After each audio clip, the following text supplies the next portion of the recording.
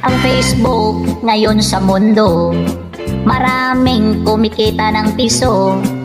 Dahil sa bagong mita nito, may pa-star at ads sa video. Kaya kung gusto mong kumita, kailangan mong magtyaga para iyong makukuha ang requirements ni Daddy Mita. Instar need 1K followers in 60 consecutive days. Stream ads need 5K followers and 60,000 on-demand videos. Pag yan ay iyong makuha, ikaw ay pinagpapala. Pwedeng-pwede ka nang kumita sa mga video mong ginagawa. Kaya mga idol ko,